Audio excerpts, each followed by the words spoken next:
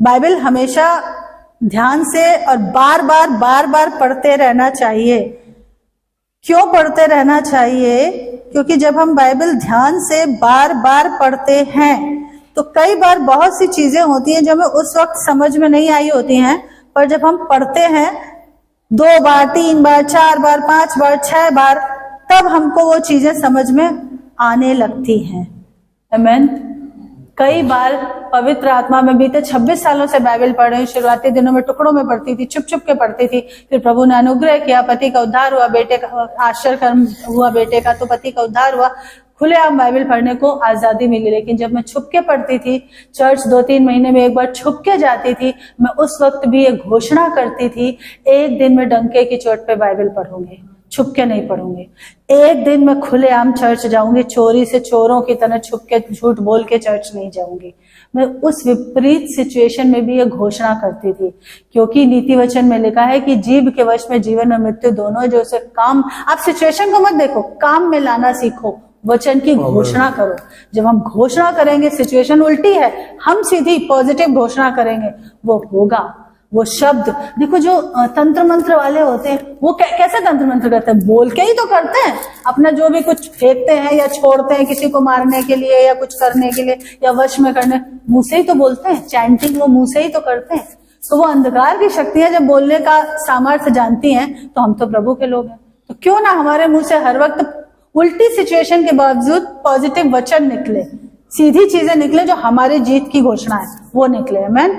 अभी कल मैं पढ़ रही थी फैमिली प्रेयर में, नंबर्स में गिनती उसका 14 चैप्टर, उसका 15th वर्स और 16th वर्स जब मैं पढ़ रही थी, 15 और 16 वचन, इससे पहले मैंने कई बार पढ़ा, और वहां पे इस बात का वर्णन है कि जब इजरायली बार बार बदमाशी कर रहे थे तो यहोवा इतना गुस्सा हो गया था, कहना ही नहीं मान रहे थे, तो यहोवा इतना गुस्सा हो गया था कि उसने कहा था कि अब मैं इनको जो है खत्म कर दूंगा। पूरे इजराइल, जितने 6 लाख से ज्यादा जितने भी निकले थे, 6 लाख तो केवल पुरुष और वो सब गिने गए थे, बाकी बच्चे थे, स्त्रियां थी, सब थी। तो परमेश्वर ने कहा मैं इनको खत्म कर दूंगा और उसके बाद मूसा तुमसे एक जाति बनाऊंगा। तो मूसा वहां पर परमेश्वर यहोवा को सलाह दे रहा है कि नहीं प्रभु, ऐसा मत करना, क्योंकि अगर ऐसा आपने किया, अगर इन लोगों को आपने एक ही बार में मार डाला, तो जिन जातियों ने तेरी कीर्ति सुनी है वे कहेंगे कि यहोवा उन लोगों को उस देश में जिसे उसने देने की शपथ खाई थी पहुंचा नहीं सका, इस कारण उनको जंगल में मार डाला। और जब भी मैं ये वचन पढ़ती थी तो मेरे मन में मूसा के लिए बड़ा आदर आता था। उसमें कुछ गलत नहीं है, सही है। तो मैं सोचती थी, देखो मूसा कितना महान था, परमेश्वर को समझा रहा था, यहोवा को सलाह दे रहा था। भजन संहिता में लिखा है कि यहोवा को कौन सम्मति दे सकता है, उसको सलाह कौन दे सकता है। और मैं सोचती थी, हाँ देखो मूसा कितना अच्छा था, कितना ग्रेट था, कितना महान था। और कल जब ये मैं पढ़ रही थी फैमिली प्रेयर के टाइम में, जब मैं ये पढ़ रही थी उसी समय, और फिर वही विचार रहे थे, अरे वाह मूसा कितना ग्रेट था। तो अंदर से पवित्र आत्मा ने बात किया मुझसे उसी समय, इतने सालों में के बाद। इससे पहले कितनी बार ये वचन पढ़ा, 26 साल में 26 बार तो पढ़ ही लिया होगा। तो पवित्र आत्मा ने कहा, यहाँ पर मूसा वो प्रतिरूप दिखा रहा था जब यीशु रेजरेक्ट होके 40 दिन तक प्रचार करके वापस रैप्चर होके स्वर्ग में पिता के दाहिने बैठेगा और हमारे और आपके लिए वकालत करेगा। तो कई बार वचन इसलिए बार बार पढ़ते रहो। मुझे ये, हमें कभी ये चीज इतनी क्लियर नहीं, मैं मूसा की तरफ से सोचना गलत नहीं कि मूसा महान था, लेकिन पवित्र आत्मा ने कल मुझे ये फैमिली प्रेयर में समझाया कि मूसा यीशु का इनेक्ट कर रहा था, इनेक्ट दिखा रहा था कि आने वाले समय में अपने बच्चों के लिए, जैसे ये इजरायलियों के लिए कर रहा है इंटरसीड या मध्यस्थता, मूसा वैसे ही यीशु तुम्हारे लिए करेगा।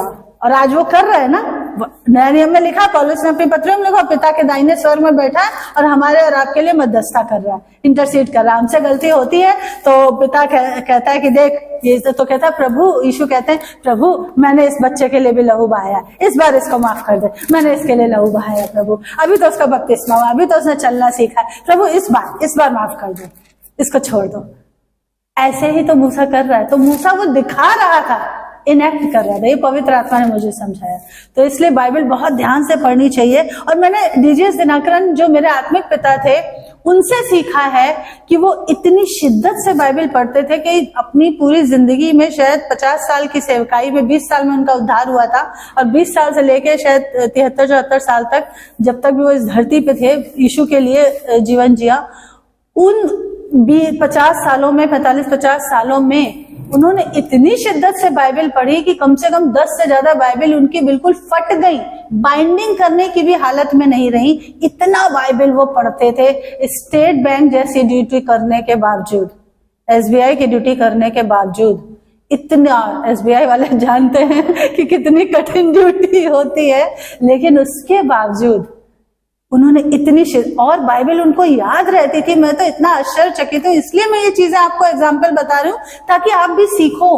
वो हमें मालूम है, जैसे हम किचन में पानी पीने जाते हैं, डीजेएस दिनकरन का आत्मिक जीवन इतना बलवान था कि जब वो प्रार्थना में बैठते थे, शरीर इधर ही रहता था, तुरंत उनका आत्मा स्वर्ग में जाता था। कितनी बार, हजारों बार उन्होंने विजिट करी स्वर्ग की, उसकी गिनती नहीं है, मतलब कितनी बार करी है, हजारों नहीं तो सैकड़ों बार तो करी होगी, मतलब अपने पूरे जीवन काल में। एक जगह उनको 2 क्रॉनिकल 21 चैप्टर उसके 11th वर्स 11वें वचन से आगे, वहां पर ऐसा लिखा है, जो यहोराम जो राजा था यहूदा का, उसके पास एलिया नबी का पत्र आया, और एलिया ने उसको कहा कि, तब 12वें वचन में लिखा है, एलिया नबी का एक पत्र उसके पास आया। किसके पास? यहोराम, जो यहूदा का राजा था, जो कि यहोशापात का बेटा था। पास्टर बता चुके मैसेज में हिस्ट्री कई बार कि इजराइल 2 राज्यों में बट गया था, नॉर्थ किंगडम, साउथ किंगडम, उत्तरी और दक्षिणी। एक को यहूदा कहते थे, एक को इजराइल कहते थे।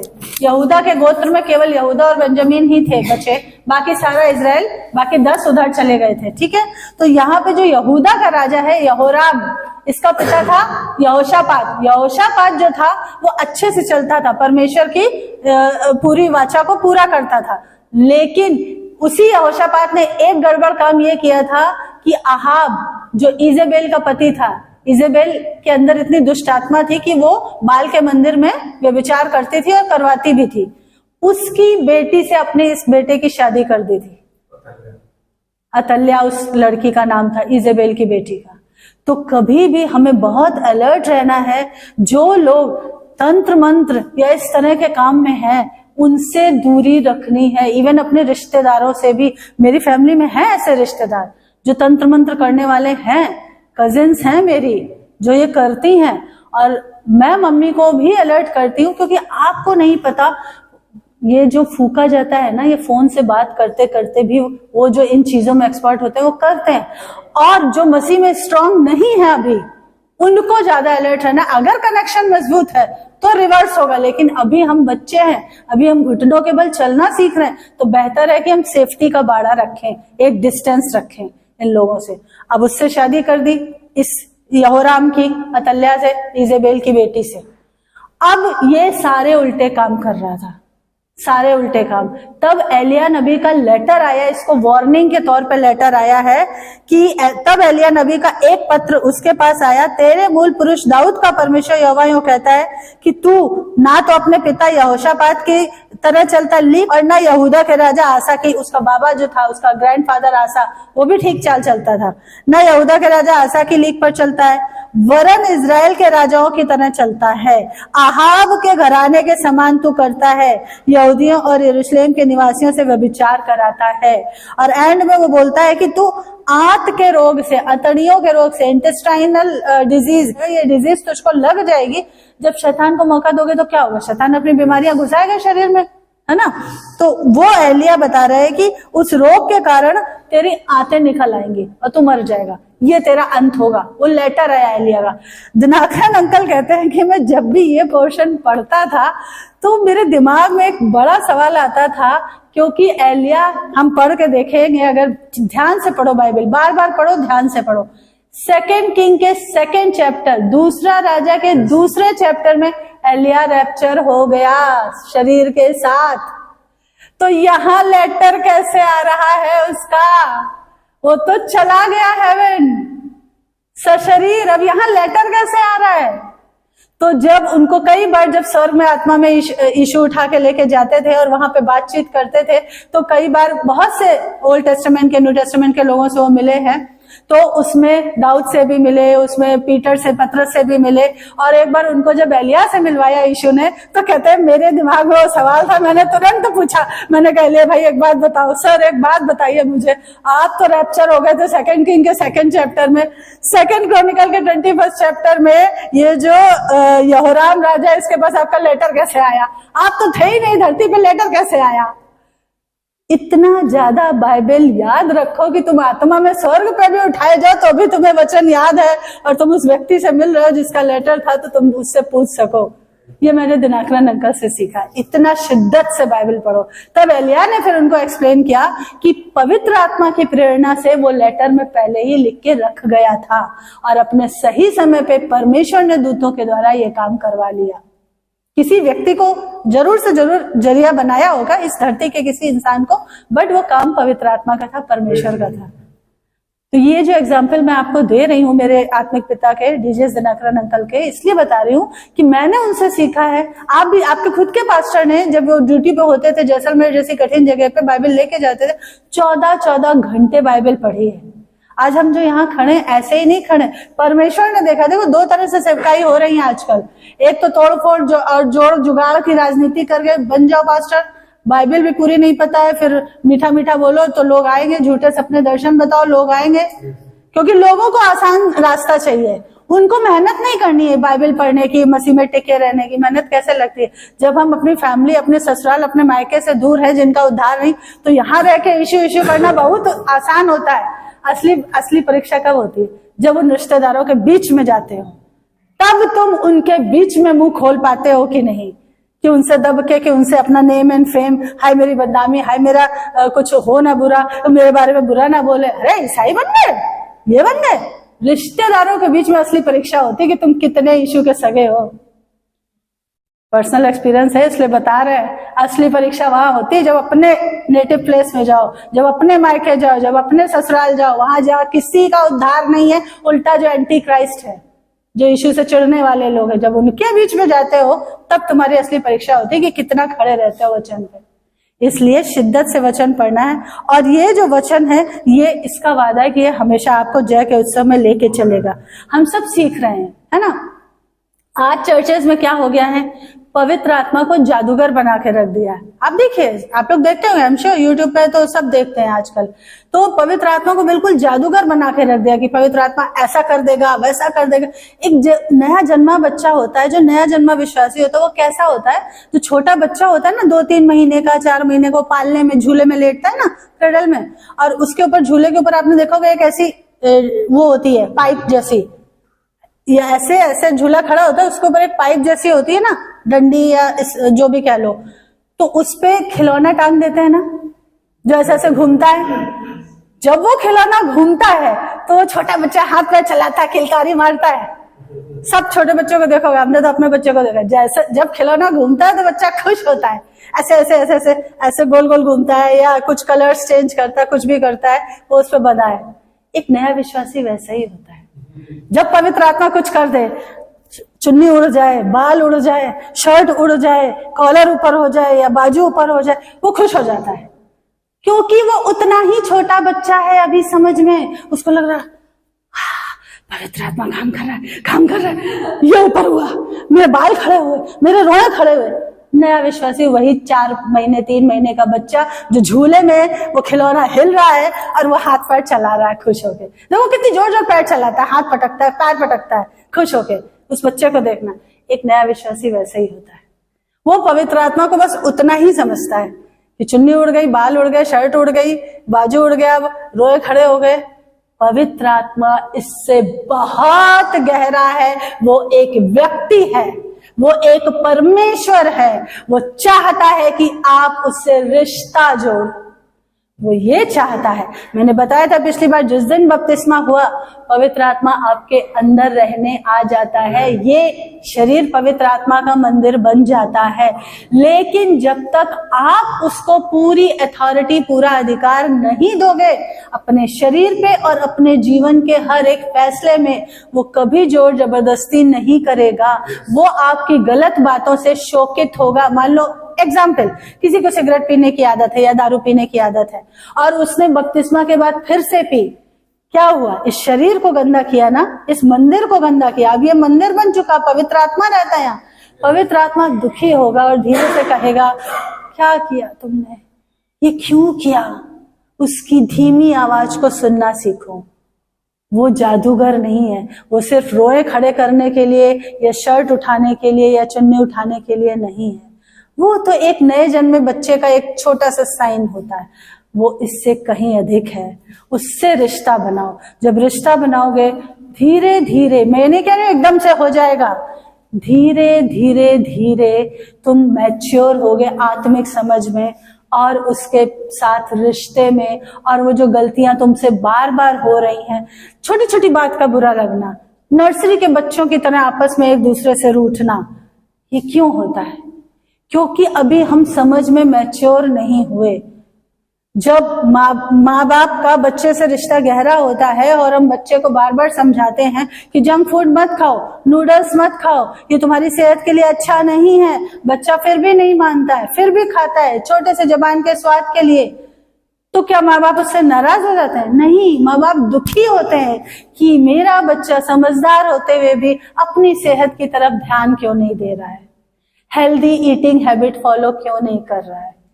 वैसे ही पवित्र आत्मा दुखी होता है कि मेरा बच्चा अभी भी वो पुराने जीवन की सी चाल क्यों चल रहा है। मैं तो उसको विजेता का जीवन देने के लिए बैठा हूं, आतुर हूं, मैं व्याकुल हूं कि अब मैं इसको विजेता बनाऊं, पर ये मेरे साथ कोऑपरेट क्यों नहीं कर रहा है। इस तरीके से पवित्र आत्मा कभी भी नाराज नहीं होता, वो दुखी होता है और एकदम शांत, एकदम साइलेंट मोड में चला जाता है। अगर बार बार आपने उसकी नहीं सुनी, फिर वो बोलना भी, स्टिल स्मॉल वॉइस आना भी बंद हो जाती है। और उस व्यक्ति शाऊल राजा के साथ यही हुआ। उन दिनों तो पवित्र आत्मा आता था और जाता था। इसलिए हमें करना वो है जिससे कि हमारे अंदर का जो स्पिरिचुअल मैन है, इनर मैन है, जो आत्मिक है प्राणी, इसके अंदर स्पिरिट, बॉडी, सोल, आत्मा, प्राण और शरीर, इन तीन चीजों से हम बने हैं। तो आत्मा का भोजन ये है। हम खाना तो खूब अच्छा अच्छा खाते हैं, लेकिन बाइबल दिन में सिर्फ एक बार पढ़ लेते हैं, सुबह सोचते हैं बहुत कुछ कर दिया, बहुत बार शाम को फैमिली प्रेयर में बैठ गए, एक चैप्टर पढ़ लिया, हम सोचते हैं हमने बहुत कुछ कर लिया। वो व्याकुल है कि मेरा बच्चा दिन में कितनी बार आके मेरे साथ समय बिताए। देखो, जब लाइट जाती तो मेरे रूम में आ जाता है, लाइट गई, बोर हो गया, अब उसका मीटिंग भी नहीं हो पाएगी क्योंकि वहां पे मैसेज कर देते मेरी लाइट चली गई, मैं मीटिंग अटेंड नहीं कर पा रहा हूँ। अब बोर हो गया तो क्या करे, लैपटॉप भी नहीं चल रहा है, कुछ नहीं चल रहा है, मेरे रूम में आके बैठता है। मुझे बड़ा अच्छा लगता है कि हाँ लाइट गई, अब बेटा आया, अब तुझे माँ की याद आई है। ऐसे ही पवित्र आत्मा तुम्हारी संगति के लिए वो लालायित है, वो ललचा रहा है कि कब मेरा बच्चा मेरे साथ बैठेगा, बात करेगा। दिन में 4 बार अगर बाइबल पढ़ोगे ना, एक एक चैप्टर भी, और उससे बात करोगे, वो बहुत खुश होगा। और इंटर्न फायदा तुमको होगा, तुम्हारा आत्मा बढ़ेगा, तुम्हारा आत्मा बढ़ेगा। फिर ये जो छोटी छोटी बातें बुरी लगती हैं, छोटी छोटी चीजें बुरी लगती हैं, किसी ने कुछ कह दिया बुरा मान गए, उनने कुछ कह दिया बुरा मान गए, पति ने कुछ कह दिया बुरा मान गए, बीवी ने कुछ कह दिया, बच्चे ने कुछ कह दिया बुरा मान गए। ये जो बुरा मानना, ये शैतान इस चीज को पकड़ता है।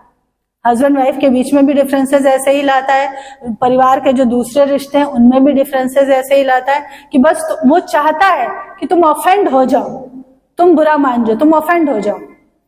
जितनी बार तुम ऑफेंड होते हो शैतान खुश होता है। जितनी बार तुम्हें दूसरों की बातों का, इवन पास्टर की बात का, पिछली बार बताया था कि उनको बोल दिया गया किसी को कि भाई चर्च टाइम से आई है, तो वो जाके उनको बोल रही कि हमको तो चर्च टाइम से आने को बोला, हम नहीं जाएंगे इस चर्च में, कोई दूसरी चर्च में जाएंगे जहाँ टाइम से आने को ना बोले। तो क्या है, वो बच्चे थे, हम तो सही चीज सिखा रहे कि भाई चर्च टाइम से आओ, बुरा लग गया। क्यों? क्योंकि नए जन्म में विश्वासी थे, उनको इतनी सी बात भी बुरी लग गई कि हमको डिसिप्लिन सिखा रहे हैं। ये चीजें, इन चीजों से हम बाहर आ जाएंगे, हमें बुरा नहीं लगेगा। और हम जानते हैं कि अगर मान लो गुस्से में भाई पति काम से थक के आया, उसने गुस्से में कुछ बोल भी दिया है तो ठीक है, हम जानते हैं कि हाँ वो किस प्रेशर में होके आया है और क्यों डांट रहा है, क्यों ऐसा बोल रहा है। ये समझ पवित्र आत्मा देता है, एकदम से नहीं आती है, लेकिन जब वचन पढ़ते हैं, जैसे हम एक दूसरे के साथ रहते हैं तो हम एक दूसरे के मूड को समझने लगते हैं। वैसे ही जब पवित्र आत्मा की संगति करोगे, उसके मूड को समझोगे, वो क्या कहना चाह रहा है उस चीज को समझने लगोगे, तो विजेता बनोगे और मैच्योर बनोगे, दोनों आशीषें आएंगी। आमीन। साम 119 उसका 130, भजन संगीता 119 का 130 वचन मत खोलिए, वहां पर ऐसा लिखा है तेरे वचन के खुलने से प्रकाश होता है। जब वचन हमको समझ में आता है, जैसे अभी मैंने बताया कल फैमिली प्रेयर में पढ़ रहे थे और वो नंबर्स का जो चैप्टर पढ़ रहे थे और समझ में आया कि यहाँ पर मूसा इनेक्ट कर रहा है जो यीशु आगे करने वाला है हमारे और आपके लिए, उस चीज को पहले ही करके दिखा रहा है, एक एक्ट कर रहा है वो। तो वचन जब खुलता है तो हमको प्रकाश मिलता है। और हमें कभी भी प्रयत्न करने में आलसी नहीं होना है। प्रयत्न करने में, प्रयत्न को इंग्लिश में क्या बोले, ट्राई करने में, थैंक यू, ट्राई करने में आलसी नहीं बनना है। जॉन चैप्टर 5 उसका वर्स 5 to 7, यूहन्ना उसका 5वां चैप्टर को पढ़िए जरा। ये जो व्यक्ति था ये अव्वल दर्जे का आलसी और बहानेबाज था। 38 इयर्स उस समय वो ऐसा था, इजराइल में एक जगह एक तालाब था, वहां पर सच में यहोवा के स्वर्गदूत उतर के हाथों से छूते थे तो पानी में वेव्स आती थी, वो हिलता था तो वहां पे हीलिंग रिलीज हो जाती थी उस पानी के अंदर, और जो सबसे पहले उतरता था वो फटाक से हील हो जाता था, क्योंकि तब तक यीशु की सेवकाई जस्ट शुरू ही हुई थी। जस्ट वो पूरे 30 साल तक सबमिशन में रहे। वैसे हमको यहाँ पर यीशु से सीखना। देखो यीशु को पता था कि वो किस काम के लिए आए। 12 साल के थे, पढ़ा है ना बाइबल में, नया नियम में, जब उनके माता पिता पर्व के लिए गए थे और वो आगे सफर में आगे चले गए, बाद में देखा यीशु तो है ही नहीं, फिर पीछे दौड़ के वापस उसको 3 दिन की यात्रा पर निकल गए और देखा, भूल गए कि यीशु है कि नहीं है। तब जाके देखा, वापस पलट के फिर गए, ढूंढा यीशु को, तो वो मंदिर में, आराधनालय में फरीसियों से, सदुकियों से, पंडितों से वाद विवाद कर रहे थे वचन के विषय में। और यीशु ने और उसकी मरियम ने कहा माँ ने कि अरे हम तो तुम्हारे लिए इतना परेशान हो रहे थे, तुम यहाँ क्या कर रहे हो? तो उसने कहा, यीशु ने जवाब दिया था, माँ को लिखा है कि क्या आपको नहीं पता मुझे मेरे पिता के भवन में होना अवश्य है। विच मीन्स कि 12 साल की उम्र में यीशु को यह पता था कि वो धरती पे आए किस लिए है, लेकिन वो 30 साल तक सबमिशन में रहे। आज का विश्वासी सबमिशन में रहना ही नहीं चाहता, सीखना नहीं चाहता। हमें तो प्रार्थना करना भी नहीं आता, पर हम वो सीखना भी नहीं चाहते। जब प्रार्थना करने को बोलो तो हम बड़ी बड़ी कहानियां, हमें किसी को इम्प्रेस नहीं करना है लंबी लंबी प्रार्थना बोल के, हमें टू द पॉइंट प्रेयर करनी है। ये हमें सीखना। अगर ऑफरिंग की प्रेयर कही गई है तो टू द पॉइंट ऑफरिंग की प्रेयर, क्योंकि देखो यीशु को तुम्हारा मन पता है, तुम किसको इम्प्रेस कर रहे हो? चर्च को इम्प्रेस कर रहे हो? कोई जरूरत नहीं है। पास्टर को भी पता है, जैसे यीशु को पता है, पास्टर को भी सबकी सच्चाई पता है, और वो सबके लिए अकेले में प्रेयर करते हैं। अपनी फैमिली प्रेयर में हम लोग आपके लिए प्रेयर करते हैं कि हाँ इसकी ये वाली कमी है प्रभु, ये दूर हो जाए। हम आपको आके चुभाते नहीं है, बट हम पीछे से प्रेयर करते हैं। तो क्यों इंप्रेशन जमाना, लंबी लंबी लंबी लंबी?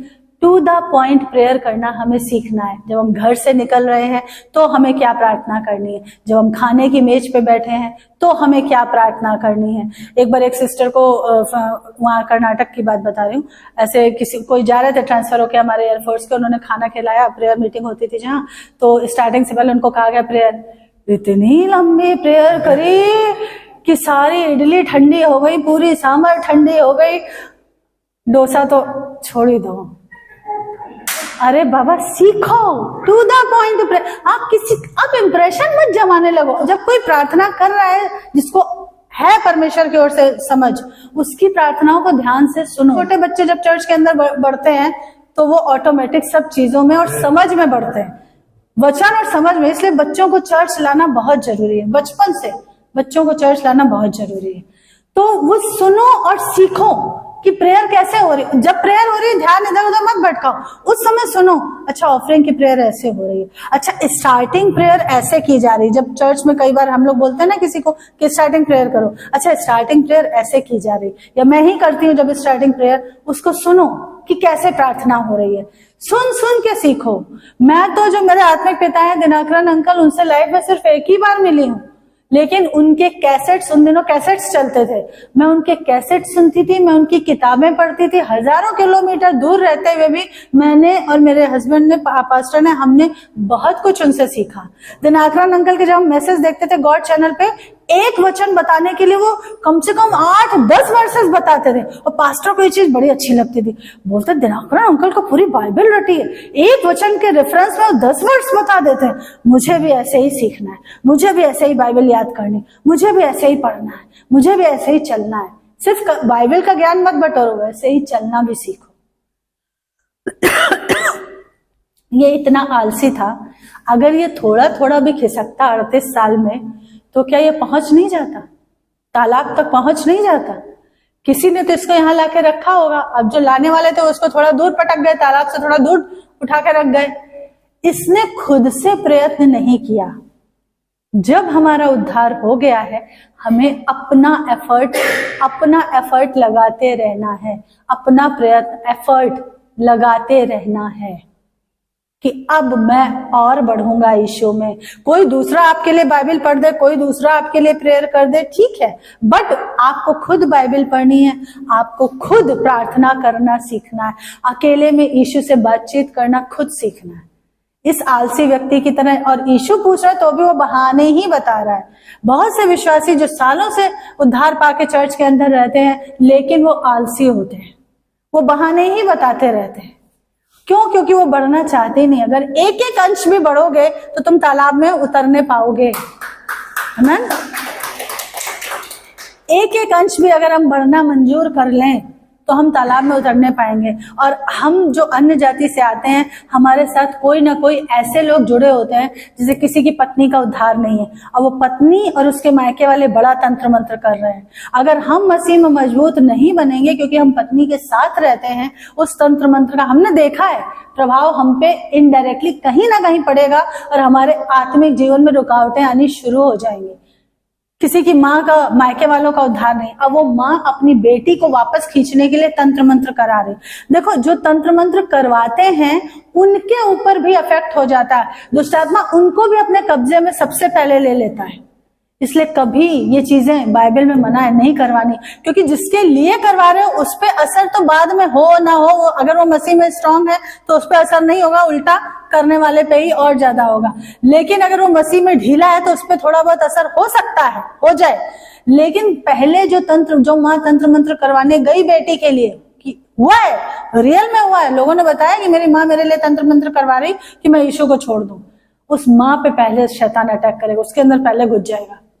इसलिए ऐसे लोगों से, मैंने स्टार्टिंग में कहा, ऐसे रिश्तेदारों से एक निश्चित दूरी रखो, निश्चित दूरी रखो। सचिन क्लाइव तो क्लियर बोलते हैं कि ऐसे रिश्तेदारों को, अगर वो कहते भी कि हम मसीह में आ गए, मसीह करते भी हैं, तो भी उनको घर में मत आने दो। ऐसे रिश्तेदारों से एक निश्चित दूरी रखो। मैं तो बहुत स्ट्रिक्ट, इन चीजों के लिए मैं बहुत स्ट्रिक्ट हूँ, क्योंकि हमको अपना आत्मिक जीवन बचाना है। और ऐसा आलसी नहीं होना है कि बहाने ही बना रहे हैं, मुझे कोई ले जाने वाला नहीं है।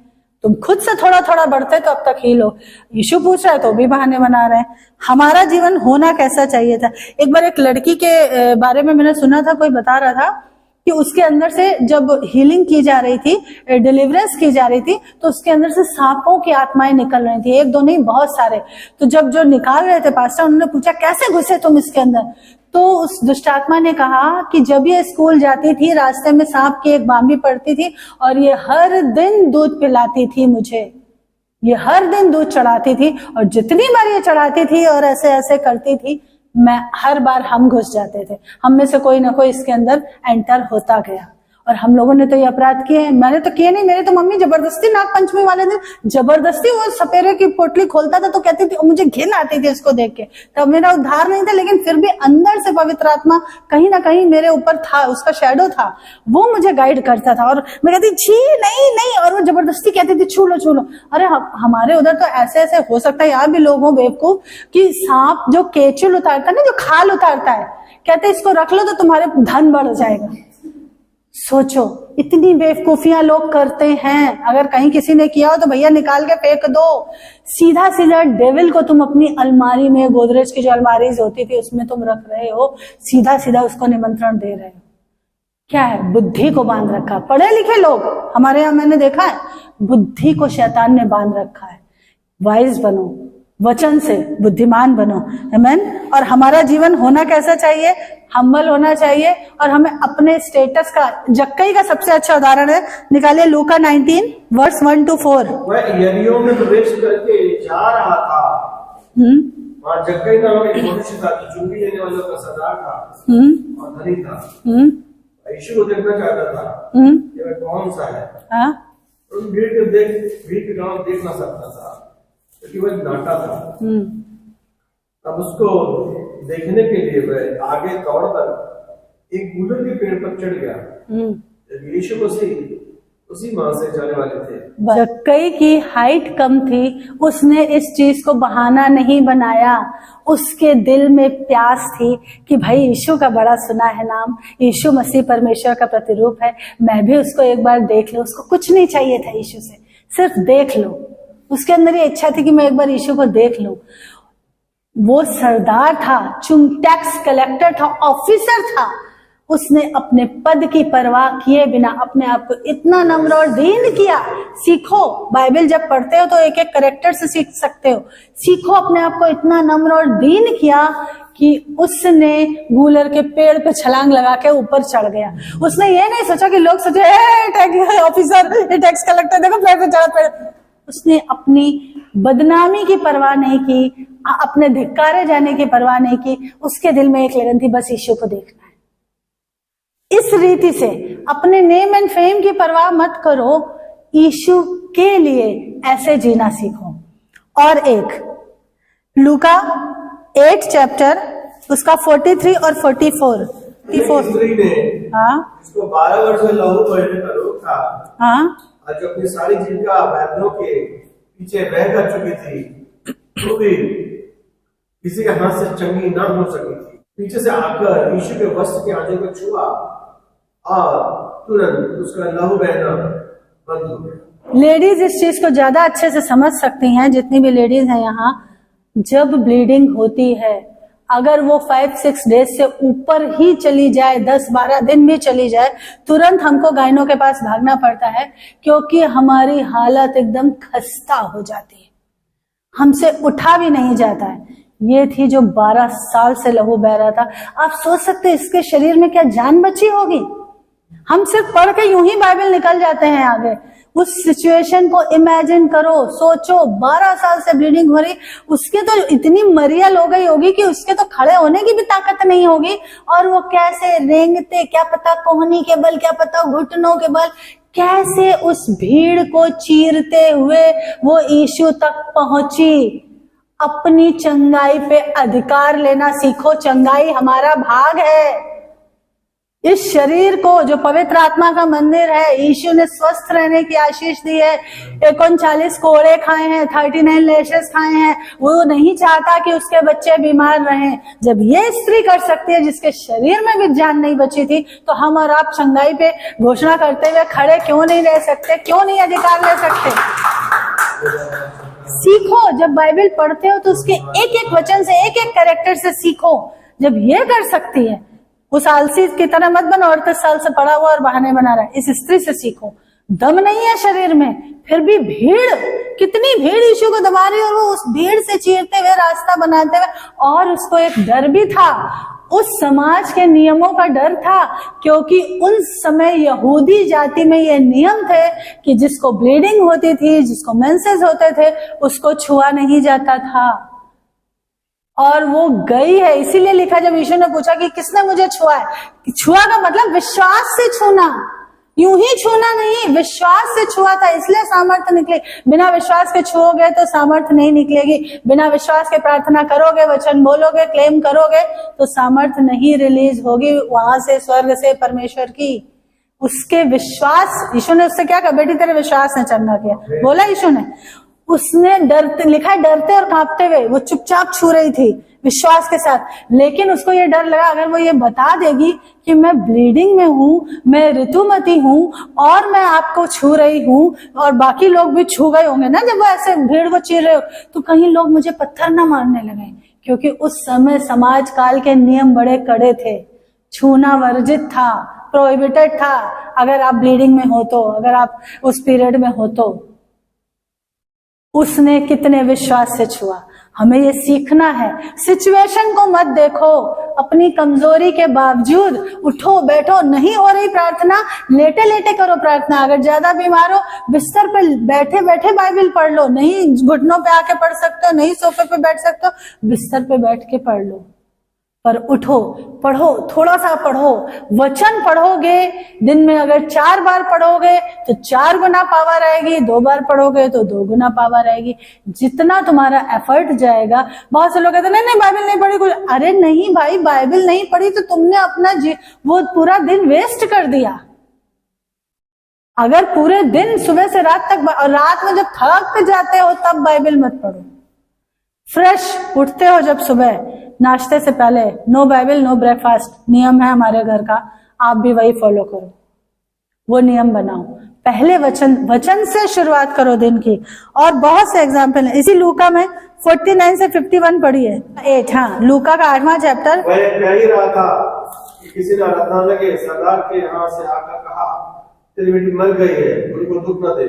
यीशु ने सुनकर को सुनता दिया, मत डर, क्योंकि विश्वास रख तो वह बच जाएगी। आपको क्या लगता है याईर के लिए आसान था? उसकी औलाद के लिए प्रेयर करने के लिए जिसके लिए बुलाने आया था यीशु को कि चलो यीशु, चलो यीशु, घर पे मेरी बेटी बिल्कुल एंड टाइम पे है, उसके लिए प्रेयर कर दो तो वो बच जाएगी। और उसके जो दूसरे सर्वेंट हैं वो आके खबर दे रहे हैं कि मर गई, खत्म, अब मत ले जाओ, अब यीशु को ले जाने का कोई फायदा नहीं है। यीशु कह रहे हैं कि विश्वास रख, डर मत। याईर के मन में जो चल रहा होगा आप उसकी कल्पना कर सकते हो। उसने विश्वास करना चुना। अविश्वास और विश्वास की लड़ाई चल रही होगी कि अरे मर गई बेटी, शैतान उसको डिगा रहा होगा। इधर यीशु कह रहे हैं कि विश्वास रख, मत डर। बाइबल में 365 टाइम्स लिखा है मत डर, पूरी बाइबल में। यानी कि साल के हर एक दिन के लिए वो कहता है डरो मत, मैं हूं तुम्हारे साथ। और सिचुएशन को देख के ढीले मत पड़ जाओ, विजेता का जीवन देने का वादा किया है, मैं हूं तुम्हारे साथ। याईर ने चुना डेलिब्रेटली, जबरदस्ती, कि मैं यीशु के वचन पर विश्वास करूंगा, और वो लेके गया। और आगे लिखा है कि यीशु जब कहीं भी प्रेयर करने जाते थे, घर में आकर पतरस, यूहन्ना, याकूब और लड़की के माता पिता को छोड़ अन्य किसी को अपने साथ भीतर आने ना दिया। ये क्यों किया? क्योंकि अविश्वासी व्यक्ति, अगर वहां बहुत से लोगों के लिए हम प्रेयर करते हैं, कई बार उनके लाइफ में प्रेयर के उत्तर नहीं आते क्योंकि कहीं ना कहीं उनके अंदर अविश्वास होता है। ऐसे लोगों को पेरीफेरी से यीशु हमेशा दूर कर देते थे, सबको हटा दिया। वो जो रुदाली उन दिनों बुलाई जाती थी, रोने पीटने वाले, रोग आ रहे थे, रिश्तेदार आ गए होंगे, सबको अलग कर दिया। अपने 12 चेलों में से भी सिर्फ पतरस, यूहन्ना, याकूब ही इनर मोस्ट, जो भीतरी आंगन था, वहां जाते थे प्रार्थना के लिए यीशु के साथ। यीशु की पर्सनल प्रेयर में भी जब किसी मुर्दे को भी जिंदा करने जा रहे हैं या किसी दुष्टात्मा को निकाल रहे हैं, वहां पे 12 में से ये 3 ही साथ रहते थे। कभी सोचा है क्यों? ऐसा नहीं कि यीशु फेवरेटिज्म कर रहा था, नहीं, यीशु ने देख लिया था कि कौन विश्वास के आत्मा से ज्यादा परिपूर्ण है, कौन भरपूरी से मजबूत है, इसलिए वो इनर सर्कल में साथ रहते थे और सबको यीशु निकाल देता था। पतरस भी बाद में यही सीखा और उसने भी यही किया है। जब वो तबीता नाम की एक विधवा स्त्री को जिंदा किया, पतरस ने भी सबको निकाल दिया। ऐसे लोगों के साथ जब हम प्रेयर करेंगे तो उनके अंदर का जो स्पिरिट है वो स्पिरिचुअल रेल्म में हमें खुली आंख से दिखता नहीं है, असर करता है, वो चीजों में आत्मिक युद्ध होता है। इसलिए कहते हैं कि जब प्रेयर करा रहे तो कुछ और मत करना, तो कहीं और पूजा पाठ मत करना, इसीलिए कहा जाता है। तो कोई बोलेगा क्यों तुम्हारा यीशु पावरफुल है, लेकिन आत्मिक युद्ध शुरू हो जाता है। तो उस युद्ध को टालने के लिए यीशु यही करते थे और याईर ने यह चुना कि वो खड़ा रहेगा। मरकुस के 10 में बर्तिमाई के बारे में लिखा, हम सब जानते हैं, वो अपना कपड़ा फेंक के, जब यीशु ने उसको बुलाया है, कपड़ा फेंकना इस बात का सिंबल था कि उसने अपना पुराना ओल्ड नेचर छोड़ दिया। हम कई बार मसीह में आ जाते हैं, बपतिस्मा भी ले लेते हैं, लेकिन हमारा पुराना नेचर, छोटी छोटी बातों पे जैसे बताया बुरा मानने का या आलस, आज वो, क्योंकि एक भविष्यवक्ता बता रहे थे, प्रभु के जन थे, ऐसे नकली भविष्यवक्ता आजकल बहुत फैले यूट्यूब पे, मैं उनकी बात नहीं कर रहा हूँ। परमेश्वर के एक जन थे, वो कह रहे थे अंत के समय में आलस का आत्मा वो लोगों में डालेगा। संडे को मैंने इतने सालों में विश्वासियों को देखा नहीं कि वो उद्धार पाने के बाद देर तक सोते रहे, पर अब मैं ये देखती हूँ कि विश्वासी संडे चर्च टाइम से ही नहीं आ रहा है, उद्धार पा लिया है, बपतिस्मा हो गया, पर वो टाइम से नहीं पहुंच पा रहा है। क्यों नहीं पहुंच पा रहा? क्योंकि आलस के दुष्टात्मा में वो फंसा हुआ है। उसको दिखता नहीं स्पिरिचुअल वर्ल्ड में, पर दुष्टात्मा उसका ऐसे कॉलर पकड़ के उसको कब्जे में किए हुए आलस का दुष्टात्मा। इससे लड़ना है, हमें ये फाइट करनी है, हमें ये करना है। 7पुर से आती थी सपना, 7पुर से, और 9:30 बजे आके वहां जेवियर्स पे खड़ी हो जाती थी और फोन करती थी कि मैम मैं आ गई हूँ, जब आप चर्च पहुंचना, क्योंकि अकेले यहाँ उसको डर लगता था, कुत्ते वगैरह रहते थे, उसको वो डरती थी, कोई नहीं आता है जब तक चर्च में। 9:30 बजे वहां पहुंच जाती थी। सपना लेके आई मोगरा को, जैसा गुरु वैसा चेला। मोगरा भी आती है, टाइम से आती है। मोगरा लेके आई रिम्पल और जगदीश भाई को, वो भी टाइम से आते हैं। पुष्पा सिस्टर कभी चर्च लेट नहीं आई, हमेशा टाइम से आती है। दुर्गा प्रमिला सिस्टर हमेशा टाइम से आती है। जैसा बीज होगा वैसे तुम अपने आगे शिष्य बनाओगे। तो एक थे वो खुद ही चर्च 11 बजे आते थे, बाद में कुत्ता लेके चर्च आने लगे। एक आगरा के बहुत फेमस थे पास्टर, नाम लूंगी तो आप उनको समझ जाएंगे, तो उनसे मेरी बात हो रही थी। मैंने कहा पास्टर जी बिल्कुल अंधेर चल रही है चर्च के अंदर। बोले निकालो सिस्टर इनको चर्च से बाहर, ये पूरी चर्च का डिसिप्लिन खराब कर देंगे। कल को कोई हाथी पालेगा तो हाथी लेके आएगा, घोड़ा पालेगा तो घोड़ा लेके आएगा। और वो लोग कभी, उनकी पड़ोसन जब चर्च आने लगी तो कभी नहीं मुंह खोल के बोल पाए कि चर्च टाइम से आओ। क्यों? पास्टर बोले ये बोल ही नहीं सकते क्योंकि इनका मुंह ही नहीं है। वो पलट के बोल देगी तुम तो 11 बजे आते। तो जैसा बीज होगा वैसा फल निकलेगा। इसलिए सीखो, पहले खुद सीखो तब दूसरों को सिखा। हम क्या करते हैं, खुद नहीं सीख पाते हैं लेकिन हम दूसरों को सिखाने लगते हैं। अपनी गलतियां नहीं दिखती हैं, दूसरों के हमको बहुत दिखने लगती है। इसीलिए वचन में लिखा है भाई के आंख का तिनका दिख रहा है, अपनी आंख का लट्ठा नहीं दिख रहा।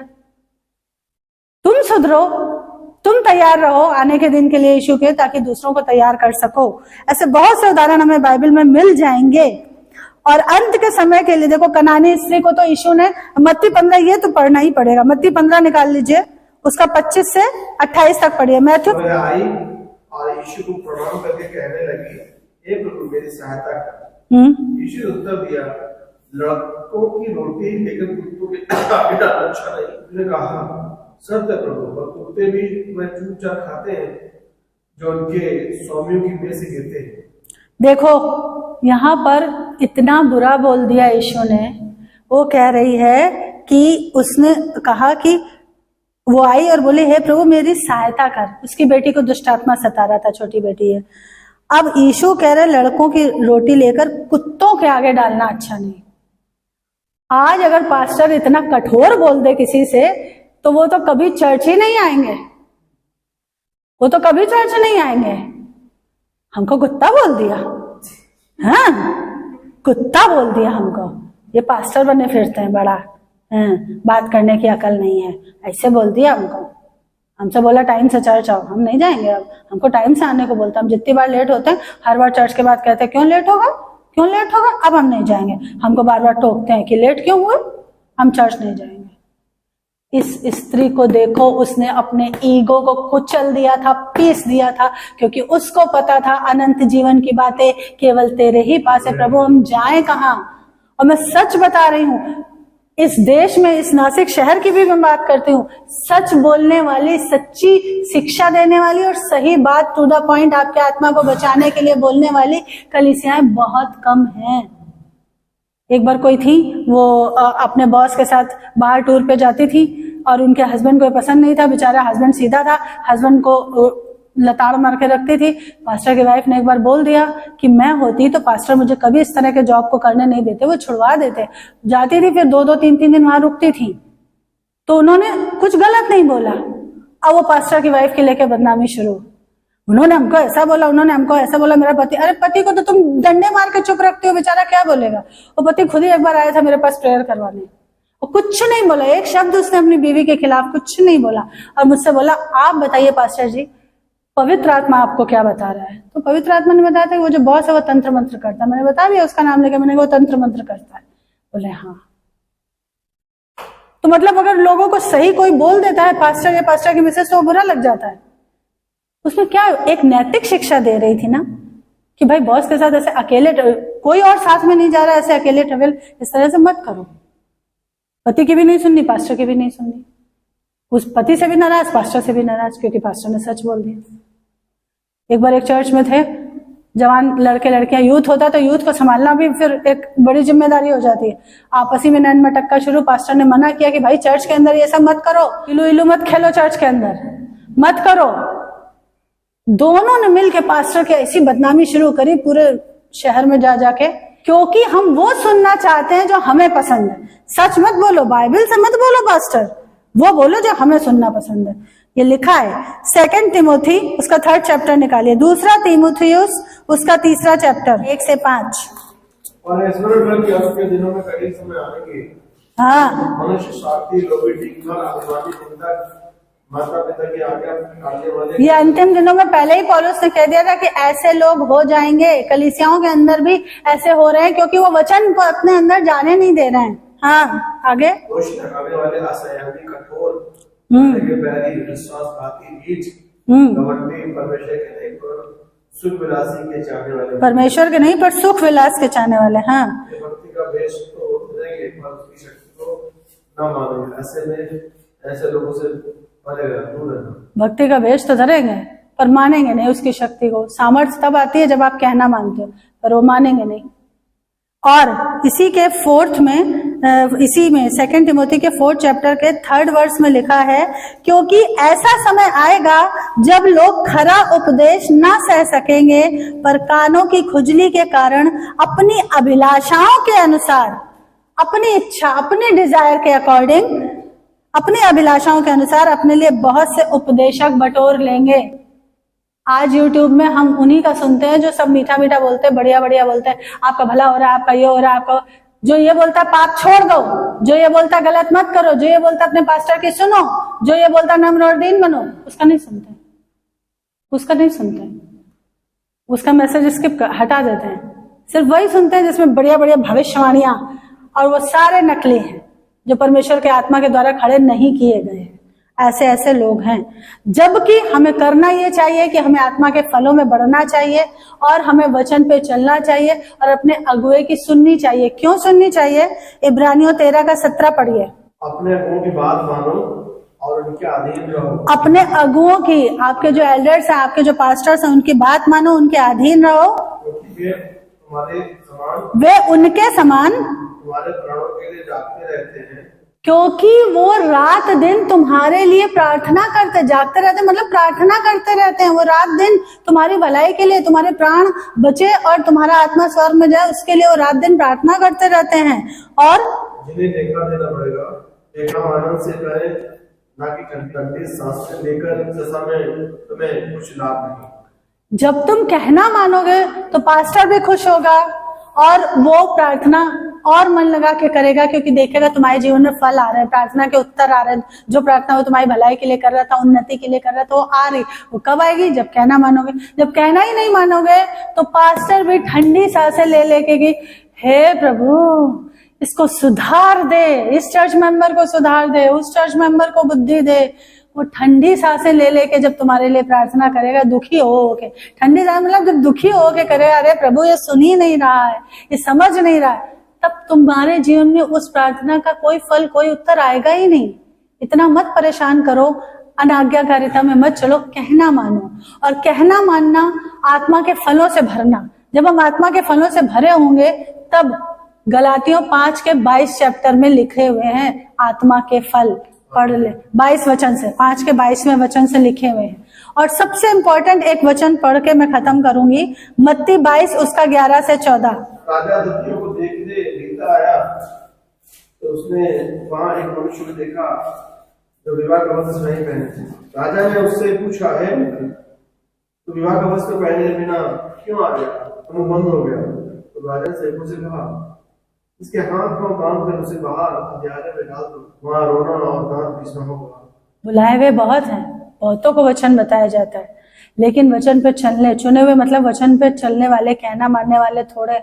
कभी सोचा है इस पैरावेल के बारे में, इस दृष्टांत के बारे में कि यहाँ पे क्यों ऐसा हुआ?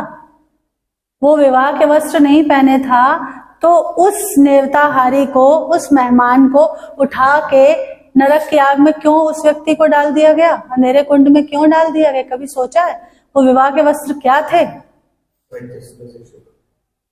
यहूदियों के समय में एक रीति होती थी कि जितने भी गेस्ट होते थे उनको जो बुलाता था, जो मेजबान होता था, वो एक अंगरखा जैसा, एक ऐसा कोट जैसा, श्रग जैसा एक पहनने को देता था अंदर डिनर हॉल में एंटर करने से पहले, पार्टी हॉल में एंटर करने से पहले। वो फिजिकली था।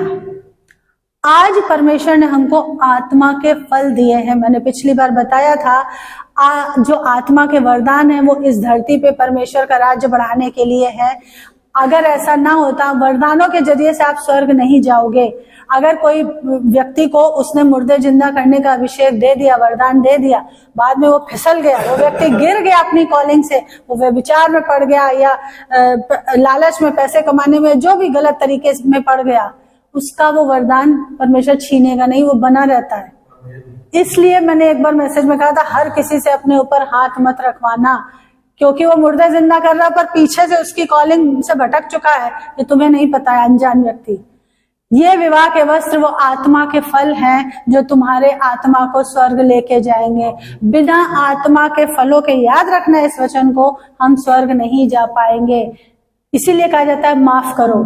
अगर आपने माफ नहीं किया है, आपको स्वर्ग में एंट्री नहीं मिलेगी। अगर आपने वचन के अनुसार नहीं किया है, जो आत्मा के फल हैं, अगर वो आपके अंदर अभी तक डेवलप नहीं हुए, विकसित नहीं हुए हैं, तो प्रार्थना करो। वो विवाह के वस्त्र हैं। हम गीत गाते हैं ना, इतना अनुग्रह कर देना, मांगते तो जिसे वर देना। उसमें एक लाइन आती है ना, विवाह के वस्त्रों को मैं धारण करूं। विवाह के भोज में शामिल होना है, पर विवाह के वस्त्रों को धारण करके, पहन के, धारण करना मतलब पहनना। बिना विवाह के वस्त्र पहने अगर मेमने की शादी में गए, अगर उस राजा के बेटे की शादी में गए, रेवलेशन 19 चैप्टर, प्रकाशित वाक्य 19, निकाल दिए जाओगे। ये मेरे लिए भी है, ये आपके लिए भी। ऐसा नहीं पास्टर बच गया, पास्टर को भी हर दिन ध्यान रखना पड़ता है। दिनाकरण अंकल कहते थे, मसीह जीवन ऐसा है जैसे वो तमाशा दिखाने वाला नट आता है, एक पतली रस्सी बांधता है और डंडा लेके उस पर एक छोटी बच्ची चलती है बैलेंस बना के। वो हमेशा कहते थे मसीह जीवन बिल्कुल वैसा ही, उस पतली रस्सी पे चलने के बराबर, क्योंकि स्वर्ग का रास्ता सकरा है। वो गीत सुना है पुराना हिंदी गीत, चले हो तुम मसीह के साथ, रास्ता सकरा है। मसीह का थामे रखना हाथ, रास्ता सकरा है। उसको याद रखिए। विजेता का जीवन जीने के लिए उसने वादा किया और वो उसका वादा सच्चा है। पर आत्मा के फलों में बढ़ना, उसके लिए हमें मेहनत करनी है। हमारा टॉपिक क्या था पिछली बार? स्वर्ग के राज्य में बलपूर्वक प्रवेश। आत्मा के फलों में बढ़ने के लिए बलपूर्वक मेहनत करनी पड़ती है। यही है बलपूर्वक प्रवेश भैया, यही है बलपूर्वक प्रवेश। जैसे उस 12 साल के लहू बहने वाले स्त्री ने किया, स्वर्ग के राज्य में बलपूर्वक प्रवेश करना। और बलवान उस पर कब्जा कौन? जिसने अपने मन को जीत लिया, जिसने अपनी आदतों को जीत लिया, जिसने अपनी आत्मा को जीत लिया और वचन के अनुसार चलता गया, चलता गया, चलता गया, चलता गया, वो प्रवेश पा जाएगा। हमको ऐसा ही बलवान बनना है कि हम बलपूर्वक प्रवेश पा जाए। कि नहीं, कुछ भी हो, चर्च जाना ही है, सुबह जल्दी उठना ही है, सैटरडे रात को जल्दी सोना ही है, चर्च टाइम से पहुंचना ही है। ये तो छोटी सी चीज बता रही हूँ। हर क्षेत्र में बलपूर्वक। बीमारी दिख रही है? नहीं, यीशु ने चंगाई का वादा किया है, ये चंगाई मैं लेके रहूंगा, ये चंगाई मेरा हिस्सा है। धन हमारा हिस्सा है। उसके लिए जो उसने बीज बोने का सिद्धांत बताया है, उसमें भी मेहनत लगती है। जब अपनी आंटी से कहते हैं ना, अपनी क्या वो बटुए से जब निकल के जाता है, बड़ा दर्द होता है, बड़ा दर्द होता है। पास्टर की टाइट जब मोटी सी आती है, पास्टर कहते हैं अरे इतना अगर मैं उसमें लगाता, उसमें लगा, अरे मैंने कहा परमेश्वर के राज्य में चीयरफुल गिवर, परमेश्वर के, वो चीयरफुल ही देते हैं। मतलब वो मजाक में बोलते कि इतनी मोटी टाइट चाहे। मैंने कहा प्रभु से कहो कि महीने की 3 लाख टाइट हम दिया करें। बोले 30 लाख इनकम। मैंने कहा 30 लाख इनकम। बल पूर्वक प्रवेश, बलपूर्वक अपनी आशीषों को लेना। याद रखो वचन, यूहन्ना से अब तक स्वर्ग के राज्य में बलपूर्वक प्रवेश हो रहा है। आमीन।